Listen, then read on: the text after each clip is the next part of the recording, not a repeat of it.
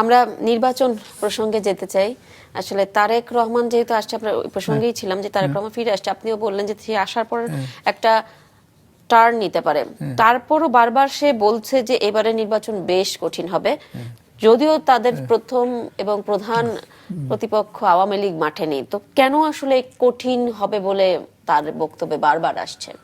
এখানে দুইটা বিষয় হয়তো তিনি আমি জানি না তিনি কি জন্য এটা বলছেন। তো আমার মনে হয় এখানে দুইটা বিষয় আছে। একটা হচ্ছে যে যেহেতু আওয়ামী লীগ নাই মাঠে, তো বিএনপি এর আগে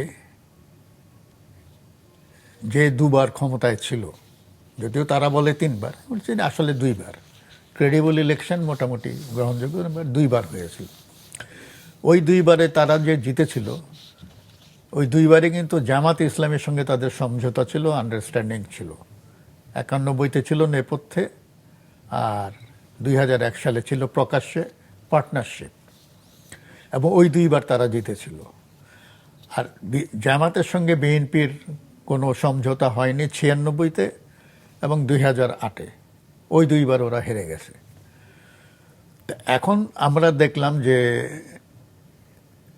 জামাতের সঙ্গে পার্টনারশিপ থাকলে বিএনপির নির্বাচনী ফলাফল ভালো হয়, আর না থাকলে ভালো হয় না। তো এইবার আমরা দেখব যে বিএনপি জামাতবিহীন অবস্থায় নিজস্ব শক্তি দিয়ে তাকে নির্বাচন করতে হবে, এবং জামাতকেও তাই। বিএনপির সমর্থন, প্যাট্রোনেজ, প্রশ্রয় বা পার্টনারশিপ ছাড়া জামাতকেও নির্বাচন করতে হবে। তখন আগামী নির্বাচনে বিএনপির শক্তি এবং জামাতের শক্তি দুইটাই যাচাই হয়ে যাবে। তো ওইটা একটা থাকতে পারে যে একক শক্তিতে বিএনপি কত দূর যেতে পারে। 2 নম্বর হলো যে আগে তো বিএনপি জামাত তারা যখন নির্বাচন করত, এটা তো সবাই ধরে নিত বিএনপি হলো মুসলমানের দল আর আওয়ামী লীগ হইল ইসলাম বিরোধী দল, এইরকম একটা প্রচার ছিল না? এই প্রচার বিএনপিও করেছে। তো এখন তো মুসলমানের দল কোনটা? এখন বিএনপি আছে, এদিকে জামাতও আছে, আবার অন্যান্য দলও আছে, তারাও ইসলামের কথা বলছে, মুসলমানের কথা বলছে।